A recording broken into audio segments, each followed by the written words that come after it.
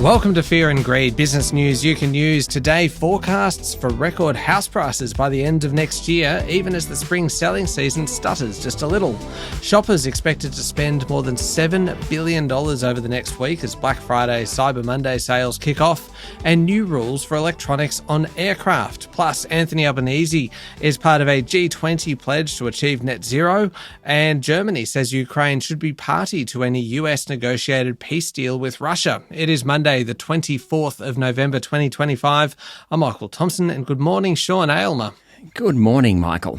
Sean, the main story this morning, experts are forecasting record house prices across all capital cities by the end of next year, and rental growth is set to accelerate once again, even as the local market seems to take a little bit of a breather with slightly disappointing clearance rates over the weekend. But maybe I've just got high expectations. No, I think that's fair enough. The Domain annual forecast report says that after years of affordability strain and tight supply, the next 12 months will see a surge in prices, 3 cuts in interest rates this year, rising household incomes, and a wave of first home buyer demand under the expanded First Home Guarantee Scheme will push prices higher. However, by the end of 2026, new supply will hit the market and affordability issues will again become prominent, so the surge is likely to taper into 2027. That's all according to Domain. The online property group expects median house prices in Sydney to jump to $1.92 million this year, almost $2 million median house price in Sydney. Ridiculous. Melbourne will hit 1.2 million. That's about the same as Canberra. Brisbane, Adelaide and Perth prices have been surging for a couple of years now. Now they're tipped to still rise, but at a much, much slower pace, sort of 4 or 5%. Domain reckons that the rush of first home buyers competing with investors will inject new energy into the market, and they're calling that the equivalent of 5 interest rate cuts at once. Wow. Could you imagine if you actually cut interest rates by 1.25 percentage points? Yeah. That's an extraordinary amount of competition going into the market. The bad news for renters, really, is that after a reprieve this year, they're likely to do it tough, with rents accelerating again across the country over the next 12 months or so. It's interesting that a lot of this kind of forecast is based on a significant amount of supply coming in towards the end of next year, isn't it? And so, which may be a little optimistic. Yes, or maybe it's pessimistic that it's going to take that much time to get. The construction sector is actually doing okay at the moment. Yeah, it's funny. I was up on the Gold Coast some of last week, and the amount of new building up there is phenomenal. High-rise apartments. Yeah, huge amount going on at the moment. When all that comes online, there's going to be a lot more housing around. Hopefully that will take some pressure off. And I suppose you'd have kind of good visibility over what is expected to come online, because you need building approvals and everything that happen a long way ahead of the properties actually becoming available. Yeah, exactly right. Okay, so the outlook then is good then based on these prices. But what about the spring selling season, which actually ends this week? We are on the verge of summer, Sean. I know. When I was thinking about the spring selling season finishing in a week's time, I thought that means we must be in summer, and that is ridiculous. Yep. It has come around very, very quickly. It is alarming how fast 2025 has gone. Yes. I reckon the market has just run out of steam a bit. Yeah. Now, that's according to Cotality figures, the preliminary clearance rate for auctions over the past week, back below 70%, first time in more than 5 months. Plenty of homes going up for auction, about 3,000 across the country over the past week, about 3,400 this coming week. But the proportion of sales are just declining. Both Sydney and Melbourne have fallen under that 70% mark. Brisbane was at its lowest in 8 weeks.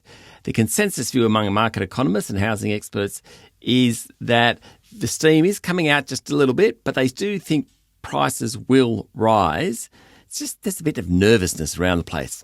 Yeah, it does seem to be the case. Now, Sean, the big week in retail. And I know you're a shop. I was kind of hesitating here because we talked about this yesterday on Ask Fear and Greed on Sunday, right? About the fact that you're not a huge shopper necessarily, and Adam Lang, our Fear and Greed colleague, was in on this conversation, and we're giving our best tips to make the most of the Black Friday and Cyber Monday sales. You would struggled to find 3 less qualified people to give shopping tips.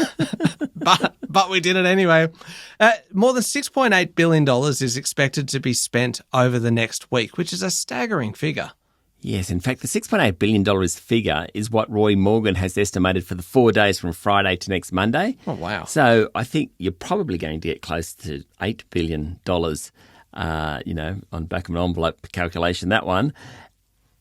There has been a shift in spending, though. I think this is really interesting. So a survey by Boston Consulting Group, one of the big consulting groups out there, suggests people are now using the sales more for essential items rather than big ticket goods. So rather than buying TVs and that, they might load up on toilet paper, I think was one of the examples that BCG gave. The Boston Consulting Group work also shows the amount needed to discount items to draw in customers, particularly millennial and Gen Zers, really range. So, for example, a consumer will think a clothing and shoe sale is a good deal if they can get a 36% discount. Athletic equipment, if you can get a 28% discount, then it's a good deal. So it goes through all these different categories, and I've just given you the 2 outliers there, of when people think the deal is good. Oh, wow. Clothing and shoes, 36%. Sporting goods, 28%. God, the science behind it is really quite something, isn't it? Yeah, it's quite spectacular. Yeah. Now, speaking of spectacular, a heck of a week last week on the local share market and also on Wall Street. The local bourse set for a bounce when it opens this morning, with futures trading suggesting it'll jump by 1%. That comes after a 1.6% tumble on Friday. Okay, so Wall Street surged over the weekend on the back of hopes of another rate cut in the world's largest economy. The New York Fed President John Williams, who's quite an influential guy, over the weekend he said there was room to ease borrowing costs in the near term. Traders have now priced in a 70% chance of a rate cut in the US next month. That sent Wall Street higher. That should help us. Going the opposite direction, Bitcoin, it tumbled to $80,000 a unit over the weekend. It lost about 25% of its value this month alone. In commodities, gold's trading around $4,068 an ounce. Iron ore's about $104 a tonne, staying above that $100 mark. Brent oil settled at about $64 a barrel over the weekend as traders weighed the prospect of a peace deal between Russia and the Ukraine. The main local economic data out this week, Michael, the October inflation data, which everyone will be keenly watching.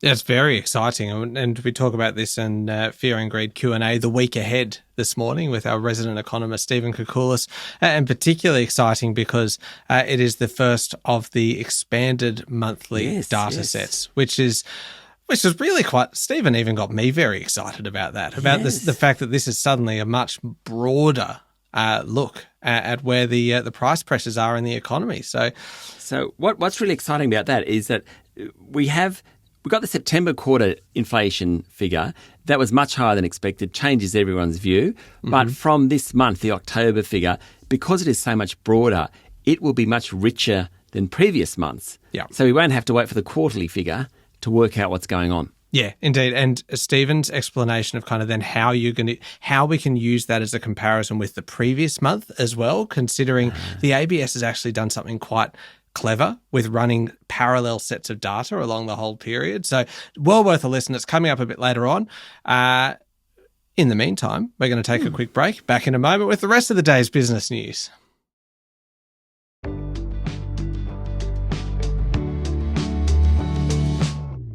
Sean, Prime Minister Anthony Albanese and other world leaders issued a declaration at the G20 summit in South Africa over the weekend, backing the Paris Climate Change Agreement, endorsing net zero climate emissions by the middle of the century, and praising free trade. The federal government also signed up to a voluntary statement calling for a plan to eventually phase out fossil fuels. The G20 summit was controversial from the beginning, with US President Donald Trump boycotting the conference in Johannesburg following months of accusations that South Africa was discriminating against minority white Afrikaners. The meeting overlapped with the end of COP30 in Brazil. Its final communique wasn't what many people had hoped for, I suppose. It didn't mention fossil fuels, for example. However, it did introduce global trade as an issue. Clearly a swipe at Donald Trump, that one. Albanese said it was a good thing that all the COP summit participants had been able to agree on a communique, even if it was a bit disappointing, saying it was a positive sign that the world wanted to get on with communicating with each other. And while we're still on politics, the Federal Labor Party has widened its lead over the opposition in the latest news poll in The Australian. The government is ahead 58% to 42% on a two-party preferred basis. That's a solid margin. More than the length of the straight when it comes to politics. Yeah, well done. Core support for the coalition is static at just 24%, its lowest level since primary voters were first counted in November 1985. So we've got 40 years of records. This is at the lowest point of those records. Opposition leader Susan Lee's approval rating has risen slightly from minus 33 to minus 29. The poll says Andrew Hastie has emerged as the most popular preferred opposition leader. They were almost half of all respondents to the survey didn't know who they preferred, so I don't think it's fair to say Andrew Hastie is the front runner at all. One Nation was really the winner. We've seen that in the last couple of polls. It recorded a record high 15% primary vote.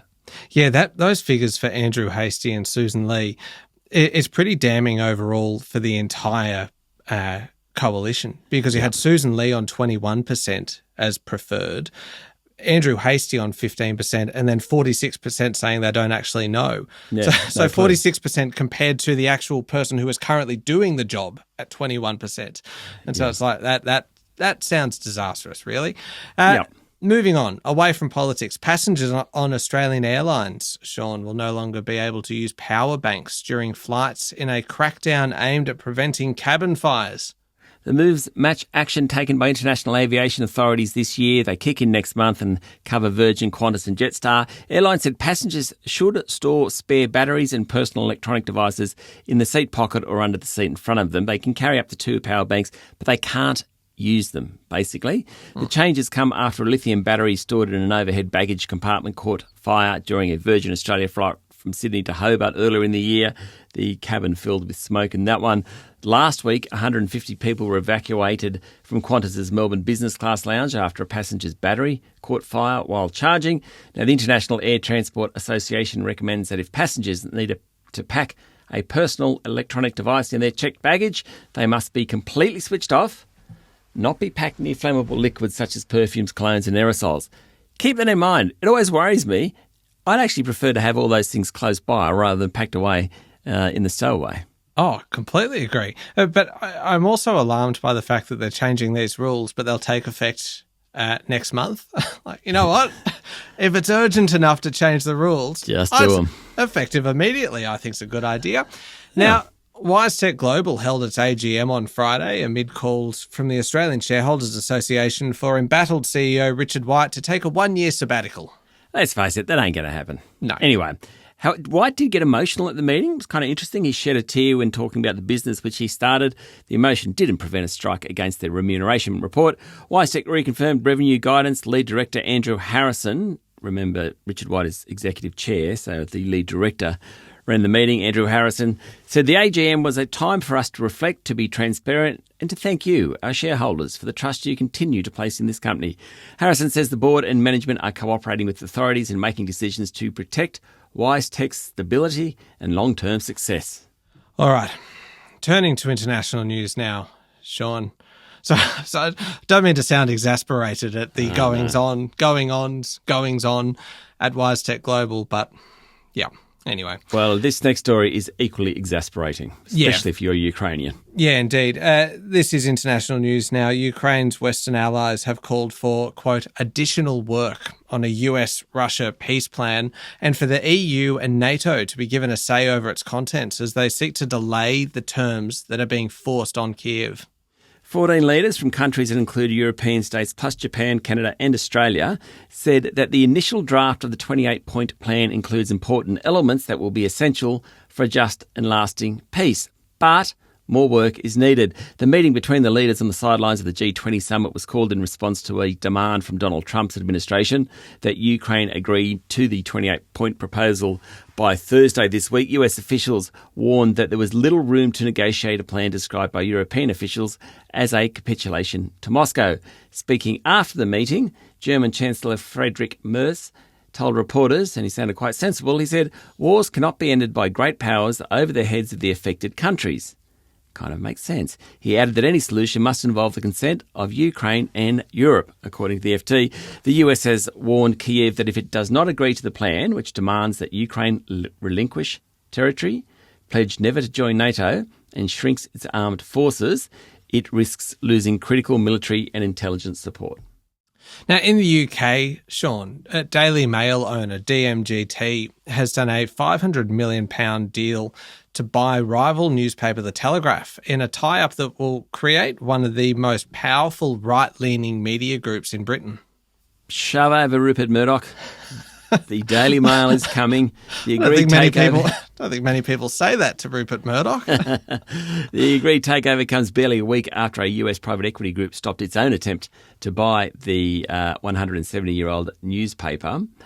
Lord Rothermere, this is why I like the story, Lord Rothermere is in it, who owns Daily Mail and General Trust, has long wanted to buy Telegraph Media Group in a bid to bring the two together. A merger of the Daily Mail and the Telegraph will redraw the traditional lines of Britain's Fleet Street, creating one of the largest UK media groups and a dominant voice in right-wing politics at a time when the Reform Party is growing in popularity against the left-wing Labor government. Michael?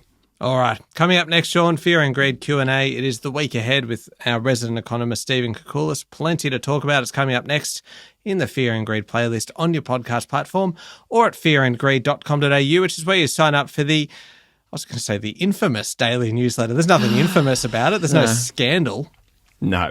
No, maybe we need more scandal in the news. Maybe we should subscribe to Today, and we might just add a little bit of scandal, just a little bit of Bridgerton style. Yeah, just to spice things up a bit. Thank you very much, Sean. Thanks, Michael. It's Monday, the 24th of November, 2025. Make sure you're following the podcast and join us online on LinkedIn, Instagram, X, TikTok, and Facebook. I'm Michael Thompson, and that was Fear and Greed. Have a great day.